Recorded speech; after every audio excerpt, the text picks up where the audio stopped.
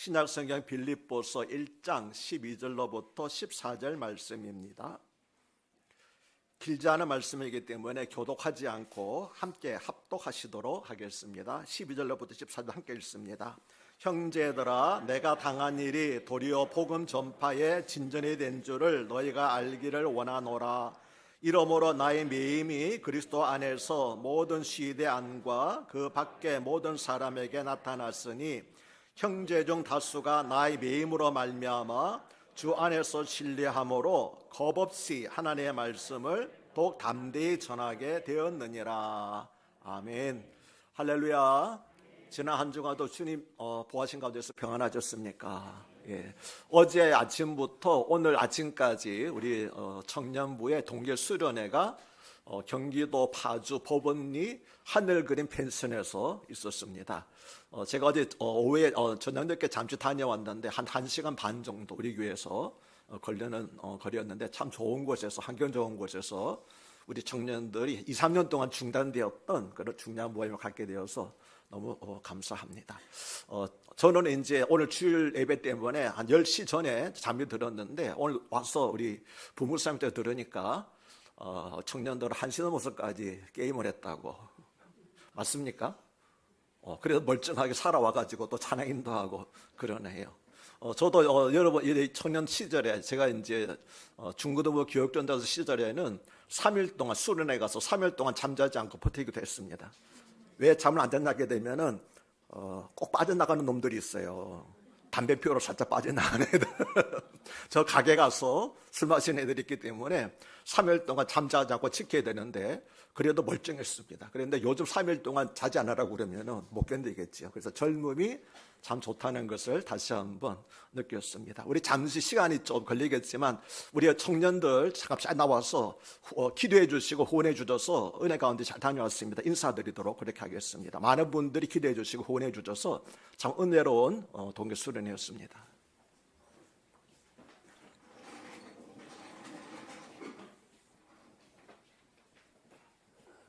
우리 아이들까지 포함해가지고 24명인가 5명 많은 인원이 갔다 왔습니다. 예.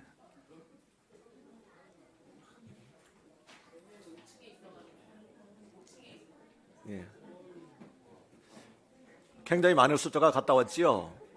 이제 이 인원들이 우리 차세대 우리 교회의 주역들입니다.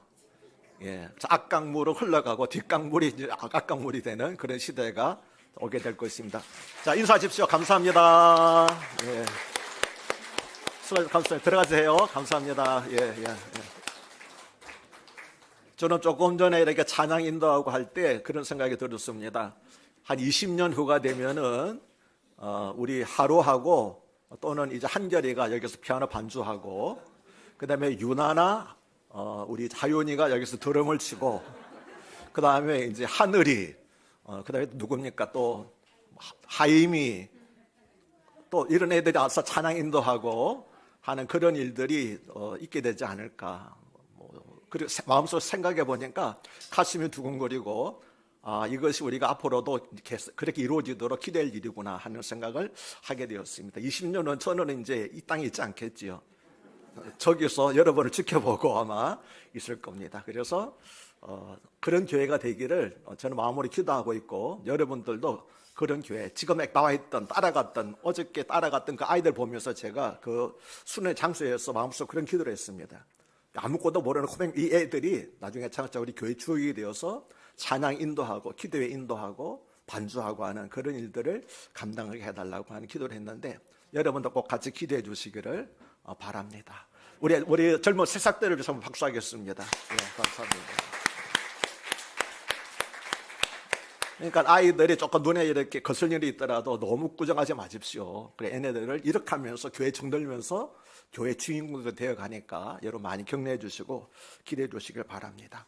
오늘 우리가 함께 살펴볼 말씀은 빌립보서 가운데 있는 말씀입니다. 빌립보서는 에베소서, 골로새서, 빌레몬서와 더불어서 사도 바울의 옥중 서신 가운데 하나입니다. 일명 사랑의 편지 또는 기쁨의 편지라고 불리우는 이 빌립보서는 발신자인 사도 바울은 당시 로마의 옥중에서 앞날을 예측할 수 없는 감옥에서 풀려나지 못하고 순교를 당할지 알지 못하는 그런 상황이 있었고, 또 수신자인 빌립보 교회는 박해 속에 있었던, 안팎으로 어려운 가운데 있었던, 밖으로는 어려움을 당하고 안쪽으로는 내분이 있는 그런 어려운 시기에 바울이 쓴 편지가 바로 빌립보서입니다. 빌립보는 말을 사랑하는 사람이라는 뜻인데 마케도니아 지방의 첫 성이라고 성경 기록하고 있습니다. 첫 성이라고 하는 것은 으뜸가는 도시, 다시 말하면 오늘날로 수도라고 그렇게 이해하시면 되겠습니다. 빌립보는 그리스 반도 북부에 있던 도시로서 지금의 불가리아와 그리스 사이에 있었습니다. 주전 356년 마케도니아의 왕 필립 2세가 새로운 도시를 건설하면서 자기 이름을 따라서 그 도시 이름을 빌립보라고 칭했습니다. 빌립보 1세는 잘 모르시겠지만 그 아버지 이름을 대면 여러분 잘 아실 겁니다. 알렉산더 대왕이 바로 빌립보 2세의 아들입니다. 그래서 이 알렉산더 대왕의 아버지였던 빌립보 2세가 세운 새로운 도시가 바로 빌립보 성입니다. 빌립보 교회는 사도 바울이 주 50년경 제2차 전도 유행 중에 세웠습니다. 이 빌립보 교회는 유럽에서 최초로 세워진 교회입니다. 사도행전 16장을 보면은 빌립보 교회가 세워지게 된 과정이 대단히 드라마틱하고 흥미전전하게 전개되고 있습니다. 잠시 소개해드리겠습니다. 2차 전도 여행 중에 사도 바울은 소아시아, 즉 지금의 튀르키예 서남부 지역에서 복음을 전하다가 성령께서 그것을 원하지 않으심을 알고 비두니와, 즉 지금의 튀르키예 북부 지역으로 가서 복음을 전하려고 애를 썼습니다. 그러나 이번에도 성령께서 허락하시지 않자 동쪽으로는 갈 수가 없고 북쪽도 허락하지 않으니까 이제 서쪽으로 방향을 틀어서 이 튀르키예의 서쪽 끝 항구인 드로아라는 곳으로 내려갔습니다. 드로아 하시면 잘 모르시겠지만 그리스 신화에 나오는 트로아 목마 아시죠? 트로이 목마. 그 트로이 목마가 있던 장소가 바로 드로아입니다. 같은 장소 그립니다. 그곳으로 내려갔습니다. 그런데 드로아에서 성령께서 밤에 마케도니아에서 한 사람이 있어서 자기들을 도와달라고 손짓하는 그런 환상을 바울에게 보여주셨습니다. 그 환상을 본 바울은 성령께서 그래서 아시아에서 튀르키예에서 복음 전하는 것을 막고 싶구나 하는 것을 즉시 깨닫고 그 다음날 일찍 일어나서 배를 타고 바로 마케도니아에 가는 직행하는 배를 타고 건너갔습니다. 바울은 마케도니아로 가서 그 지방의 첫 성이 아까 말씀드렸던 첫 성 수도인 빌립보에 머물렀습니다. 바울은 빌립보에 도착해서 수요일을 지내다가 안식일이 되자 기도처를 얻기 위해서 강가로 나갔습니다. 보통 유대인들이 20가정 이상이 모여 있으면 회당이 있거든요. 그래서 회당에 가서 예배를 드려 기도를 하는데 그 당시에 빌립보에는 유대인들 가정이 그렇게 많지 않았던 것 같습니다. 그래서 유대인들 가정이 20가정 미만이 되게 되면 그 사람들은 강가에 가서 그렇게 기도를 했다고 하는 바벨론을 포로로 갔을 때부터 전통입니다. 그래서 바벨론을 포로간 이후부터 이스라엘 백성들은 어디 있든지 20가정 이상이 되면 회당을 세우고 모자라면 강가에 가서 기도를 했기 때문에 사도 바울이 유대인들이 기도하고 있는 곳이 어딘가를 찾다가 강가로 갔습니다. 갔더니 참 여인들 몇 명이 모여서 기도를 하고 있었는데 그 여인들에게 바울이 복음을 전했습니다. 그 여인들 중에서 자줏빛 장사, 옷감 장사, 그 당시에는 사치스러운 옷감이었거든요. 자줏빛 옷감이라는 것이. 그래서 자줏빛 옷감 장사라고 했던 루디아라는 여인도 그 가운데 섞여 있었는데 다른 사람들은 건성으로 들었지만 루디아는 그 말을 기울여 들었습니다. 그래서 바울이 루디아를 집중적으로 루디아에게 복음을 전했고 루디아가 그 즉시로 바울의 말씀 복음을 받아들여서 세례받고 기독교 교인이 되었습니다. 루디아는 자기 집에 그날 이후로 바울을 자기 집에 모시고 이제 지내도록 그렇게 하였습니다. 그런데 바울 일행에 기도하러 다시 강으로 갈 때마다 귀신 들려 점을 치는 요정 하나가 있다가 여러 날 동안 바울 일행을 따라다니면서 이 사람들은 지극히 높은 하나님의 종으로서 구원의 길을 너에게 전하는 자라고 여러 사람들 앞에 소리를 질렀습니다. 어떻게 보면 신기한 일이잖아요. 귀신 들린 요정이 이 사람들을 지극히 하나님의 종이라고 그렇게 말하고 있으니까 도움이 될 것 같지만 실제로 이것은 사탄의 방해 전략이었습니다. 왜 사탄의 방해 전략입니까? 첫 번째로는 거룩한 복음이 더러운 영역에서 증거되었기 때문에 듣는 사람들이 그 말을 좋게 듣지 않게 되는 겁니다. 귀신이 떠드는 소리. 제가 이제 죄송한 말씀, 제가 어릴 때 지금은 천호동이라고 그랬죠. 암사동이라고 그러는데 그 다음에 암살이라고 하는 곳에 살고 있었습니다. 근데 이제 집에 이제 어려웠기 때문에 제가 셋집에 살고 있었는데 주인집에 이제 그 부인이 약간 이상한 사람이에요. 그래서 조금 이렇게 식상한 사람, 미친 사람이었기 때문에 동네 사람들이 이제 뭐 미친 여자라고 그렇게 했는데, 이제 그 집에 이제 딸이 하나 있어서 저 밑에 나보다 어린 딸이 있는데, 그 딸애가 꼭 따라다니면서 오빠 오빠 그러고 사람들에게 이 사람이 우리 오빠라고 그러는데, 제가 그 말을 너무너무 듣기 싫었습니다. 왜 그랬습니까? 그렇잖아요. 그 딸이 나보고 오빠라고 그러니까 사람들 생각할 때 나를 어떻게 생각했습니까? 똑같은 거죠. 그래서 그 말을 굉장히 듣기 싫어했거든요. 근데 마찬가지입니다.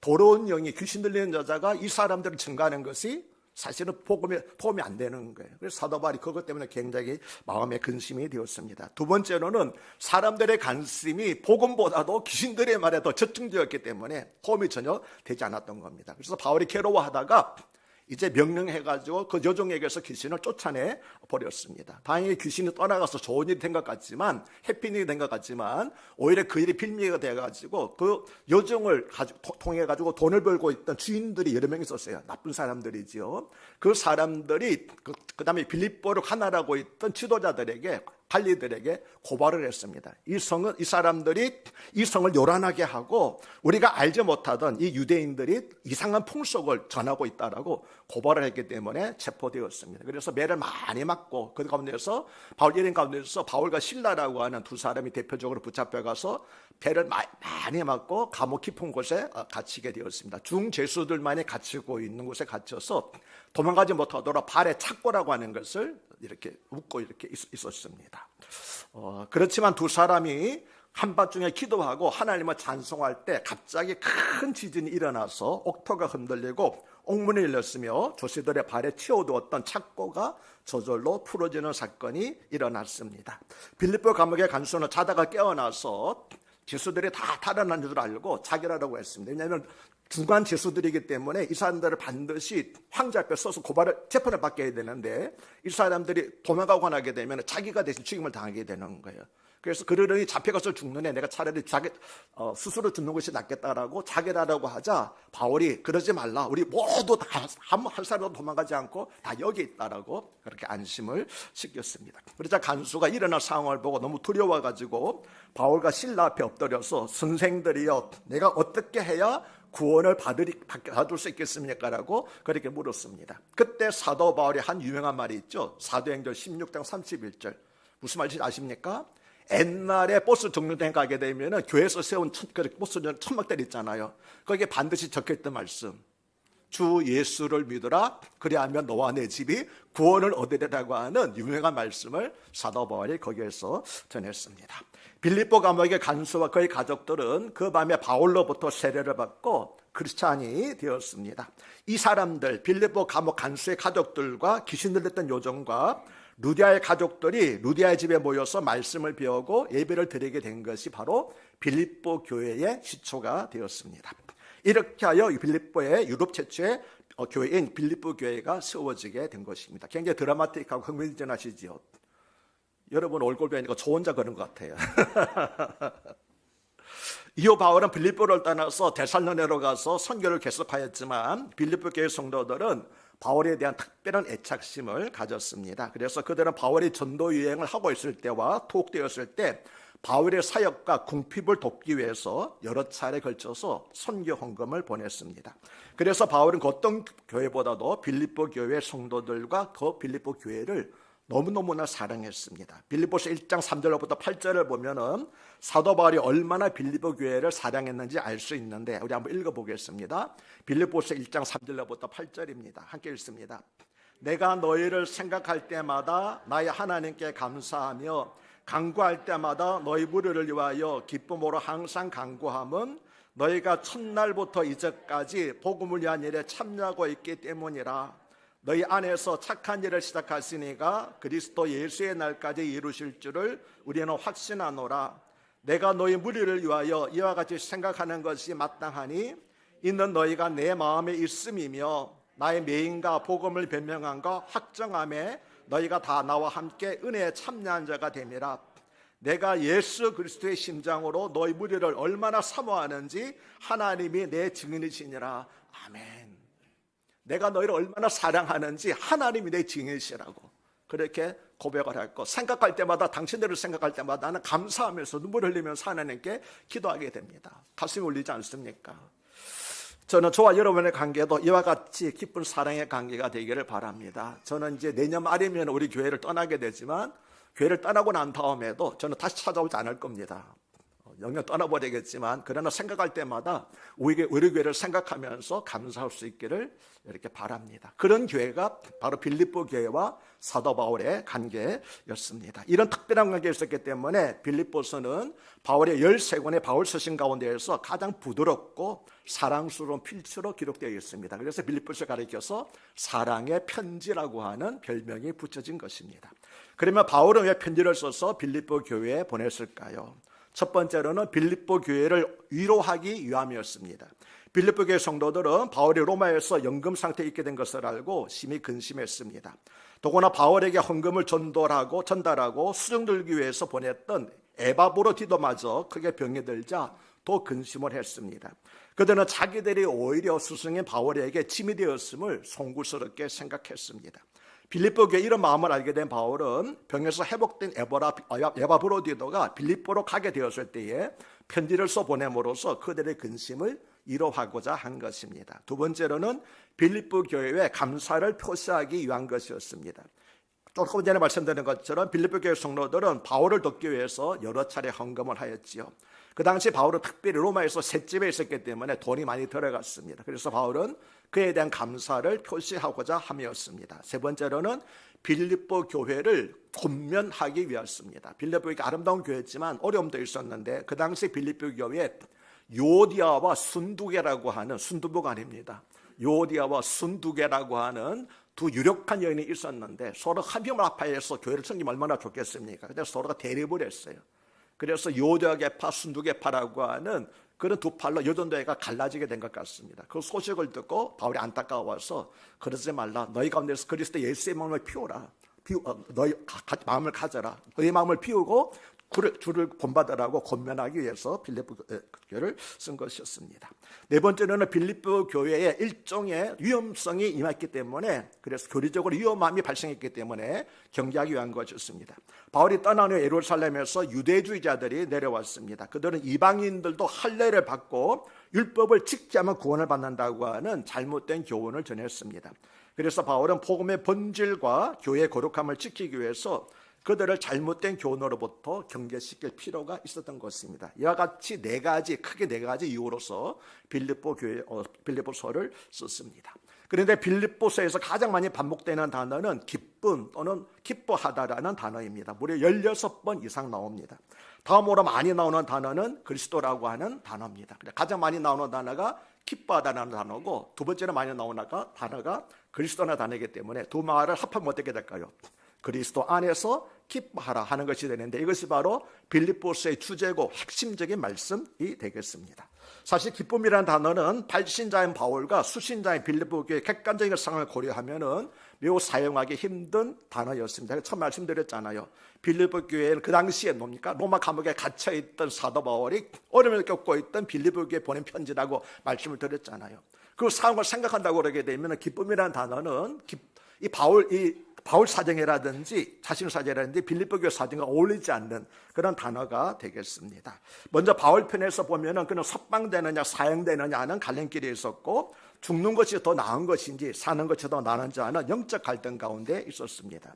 또 빌립보 교인들 편에서 보면은 지도자인 바울은 연금 상태에 있고, 헌금을 돌려보낸 에바브로디도는 중병에 걸렸으며, 빌립보 교환에서는 내분이 일어나고 외적으로는 할례당이라고 하는 유대주의 공격이 있었습니다. 그뿐 아니라 그들의 개인적 생활은 핍박과 가난 속에서 시련을 겪고 있었습니다. 그러니 이런 상황 속에서 어떻게 기뻐할 수 있겠습니까? 그러나 어떠한 상황에서도 참된 그리스도인들은 오직 주님이신 예수 그리스도를 바라보는 신앙으로 내적인 평안과 기쁨을 얻을 수 있다는 것입니다. 아멘이십니까? 그래서 빌립보서를 기쁨의 서신이라고 말하고 있죠. 그런 의미에서 빌립보서는 오늘날 극한 위기 상황에 처해 있는 우리가 어떻게 평안을 얻을 수 있는지 알 수 있게 하는 귀중한 편지가 되겠습니다. 우리들에게 예상치 못했던 어려움이 닥칠 수 있습니다. 그때마다 사는 여러분들은 빌립보서를 묵상하심으로써 주님께서 주시는 참된 평안과 그리고 기쁨을 얻으시기를 축복합니다. 이제 오늘 본문이 빌립보서 1장 12절로부터 14절을 살펴보겠습니다. 앞에서 말씀드렸듯이 빌립보 교회 성도들은 바울의 신병과 건강을 크게 염려했습니다. 바울은 이미 60대에 들어서 노인이었기 때문입니다. 그리고 복음의 앞날에 대해서도 걱정하였습니다. 이방인의 사도인 바울이 감옥에 갇혔으니 이제 누가 그를 대신하여 이방인들에게 복음을 전할 수 있을까라고 하는 것이었습니다. 바울은 이러한 빌립보 교회 성도들의 염려하는 소식을 듣고 편지를 써서 위로한 것입니다. 오늘 설교 본문을 보면은 12절에서 1장 12절 14절 설교 본문을 보면은 중요한 두 단어가 등장합니다. 그것은 도료라고 하는 단어와 도옥이라고 하는 단어입니다. 12절에서 바울이 언급한 내가 당한 일이 도리어 복음의 진보가 되었다고 말씀하고 있는데, 여기서 내가 당한 일은 바울이 복음을 전하다가 예루살렘에서 체포되어 로마로 이송된 사실을 말합니다. 그러나 이 일은 도리어 복음의 진보가 되었으며 더 많은 그리스도인들이 더욱 담대히 복음을 전파하는 계기가 되었다고 하는 것입니다. 바울이 당한 일이 어떻게 하여서 도리어 복음의 진보가 되었을까요? 바울은 디모데후서 4장 2절에서 믿음의 아들인 디모데에게 너는 말씀을 전파하라, 때를 얻든지 못 얻든지 항상 힘쓰라고 하였는데, 그는 그 자신이 말로만 하는 것이 아니라 때를 얻든지 못 얻든지 말씀을 전파하기 위해서 항상 힘쓴 사람이었습니다. 바울은 먼저 자기를 감시하고 있던 시대 군인들에게 복음을 전했습니다. 그들은 비록 죄인들을 감시하는 위치에 있었지만 그들 역시 하나님 앞에서는 동일한 죄인이었기 때문에 복음을 드려야만 할 대상들이었던 겁니다. 그런데 13절의 모든 시대는 군인들뿐만 아니라 바울과 함께 갇혀있던 죄수들을 포함하는 말이 되겠습니다. 바울은 죄수들을 감시하는 군인들 외에 함께 갇혀있는 죄수들에게도 복음을 전했습니다. 사실 누구보다도 먼저 복음을 드려야 될 사람들이 바로 이 죄수들이었습니다. 그러나 그들은 감금되어 있었기 때문에, 다시 말하면 그들에게 접근할 수 없었기 때문에 복음을 전할 수가 없었지요. 그들에게 복음을 전하기 위해서는 누군가가 그들 가운데 들어가야 됐습니다. 그래서 하나님께서는 바울을 죄수의 신분으로 만드셔서 그들에게 보내신 것입니다. 다시 말하면 바울은 이방인들에게 복음을 전하지 못하도록 체포된 것이 아니라 또 다른 이방인, 복음을 듣지 못한 또 다른 이방인인 죄수들에게 복음을 전하기 위해서 감옥으로 파송된 것이었습니다. 그러므로 감옥은 바울에게 또 하나의 선교지였으며 바울은 감옥으로 파송된 선교사였던 것입니다. 우리에게도 삶의 모든 현장이 선교지입니다. 바울은 고린도전서 1장 1절에서 하나님의 뜻을 따라 예수의 사도로 부르심을 받은 바울이라고 자신의 소명에 대해서 말했습니다. 그런데 이어지는 고린도전서 1장 2절에서는 너희도 그리스도 안에서 성도라 부르심을 입은 자들이라고 말했습니다. 나만 하나님으로부터 부르심을 받은 것이 아니라 여러분도 하나님으로부터 동일하게 부르심을 받은 사람들이라고 말하고 있습니다. 그러면 무엇을 위하여 부르심을 받았습니까? 바로 로마서 1장 1절에서 하나님의 복음을 위하여 부르심을 받았다고 말했습니다. 그러므로 우리는 그것이 가정이든지 학교든지 사업장이든지 시장이든지 병원이든지 심지어는 바울처럼 억울하게 갇힌 감옥이라 할지라도 그곳을 하나님의 복음을 전하기 위한 선교지로 삼기 위한 선교사가 되어야 하는 것입니다. 아멘이십니까? 바울은 14절에서 형제 중 많은 사람들이 나의 매임으로 말미암아 주 안에서 더욱 신뢰함으로 체포나 죽음을 두려워하지 않고 더욱 담대히 복음을 전파하게 되었다고 말하였습니다. 바울이 예루살렘에서 체포되어 로마로 이송된 초기에는 신앙적으로 위축된 사람들이 많았습니다. 그러나 로마에서 울려 퍼진 복음 접의 놀라운 소식을 듣자 많은 사람들이 용기를 얻고 도전을 받아서 더욱 담대히 복음을 전하게 되었습니다. 그래야 마귀는 바울을 가둬놓고 만세를 부를지 모르지만 하나님께서는 바울이 갇힘으로써 바울 한 사람이 아니라 100명, 200명의 또 다른 바울이 일어나게 하신 것입니다. 아멘이십니까? 바울은 디모데후서 2장 9절에서 복음으로 말미암아 내가 죄인과 같이 매이는 데까지 고난을 받았으나 하나님의 말씀은 매이지 아니하리라고 하였습니다. 그렇습니다. 매임을 당한 것은 바울이지 하나님의 말씀이 아니었습니다. 바울은 복음 즉 하나님의 말씀은 어떤 경우에도 매임을 당하지 않을 뿐만 아니라 핍박과 고난 속에서 도리어 진보하고 더욱 진보한다고 증거를 하였습니다. 복음은 거대한 산불과도 같기 때문입니다. 산불을 잡으려고 옷을 벗어서 벌려기면 불길이 더 거세게 번져나가는 것을 여러분들도 보고 경험하셨을 것입니다.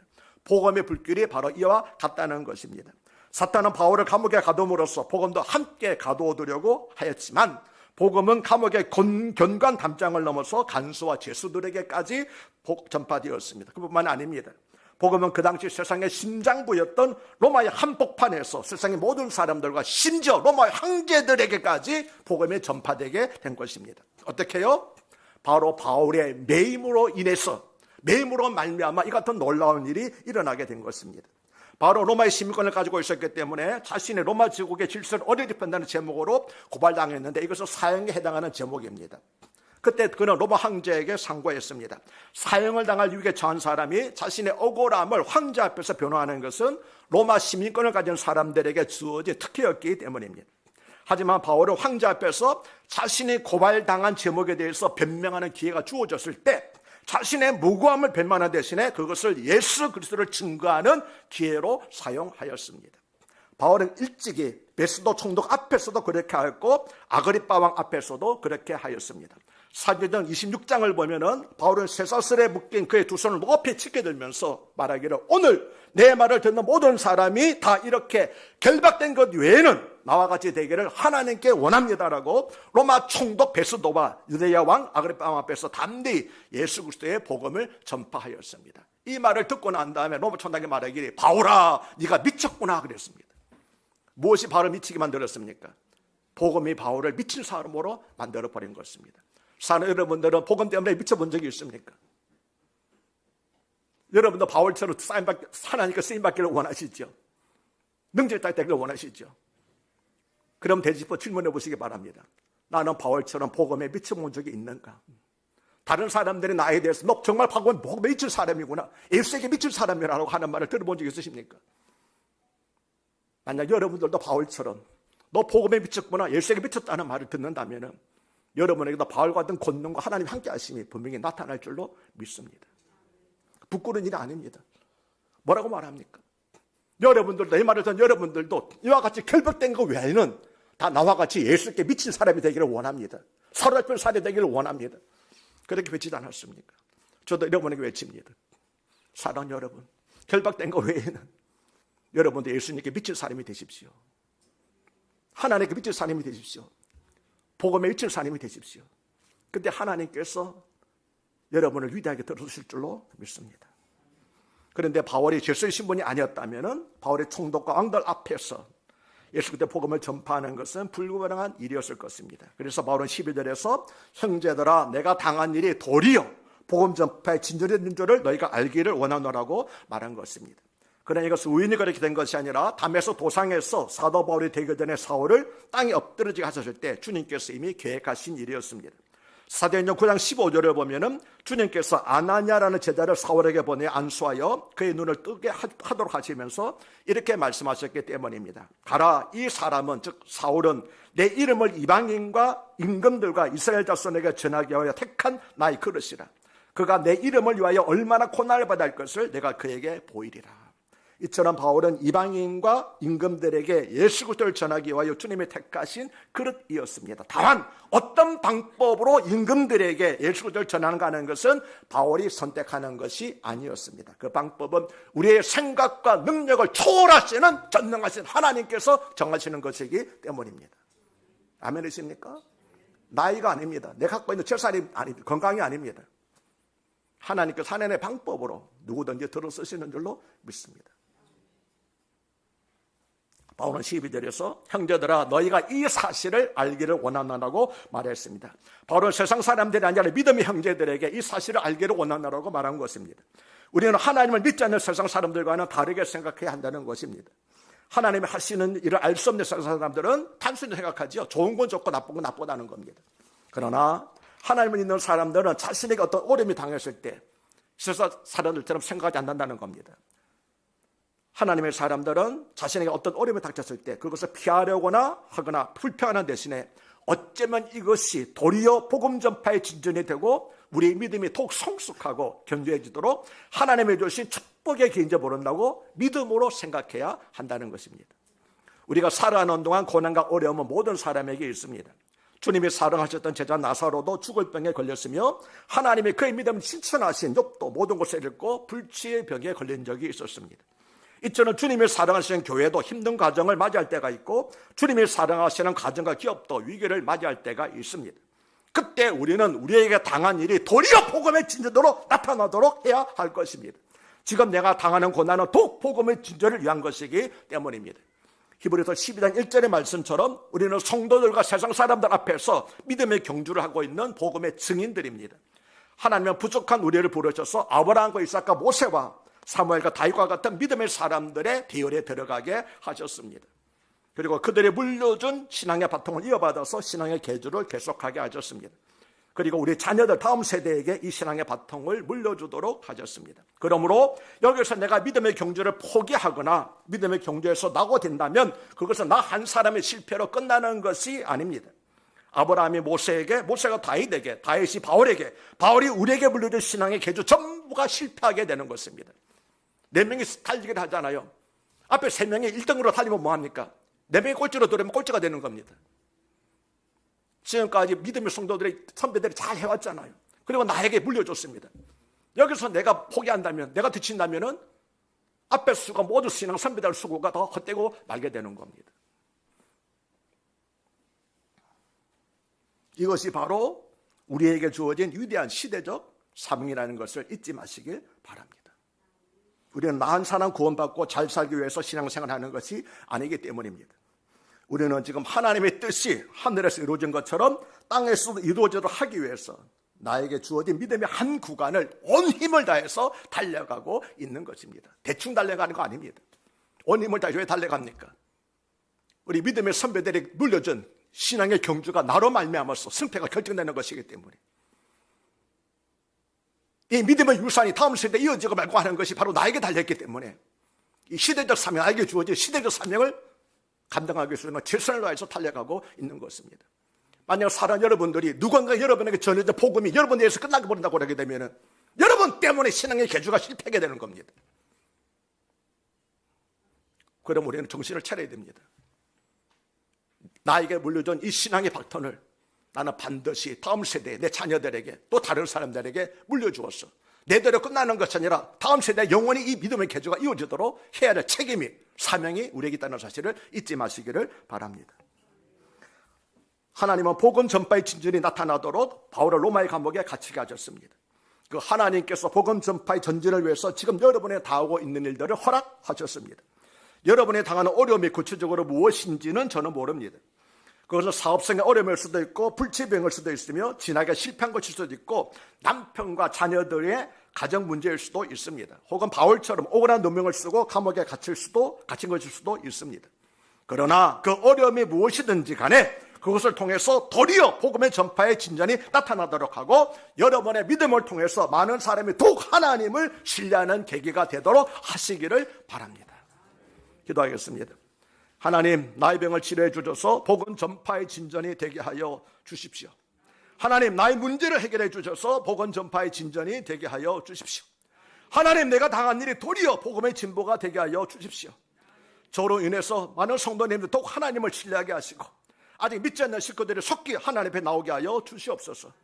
모든 믿는 사람들에게 기쁨과 능력의 근원이 되시는 우리 주 예수 그리스도 이름으로 감사하며 기도드리옵나이다. 아멘. 감사합니다.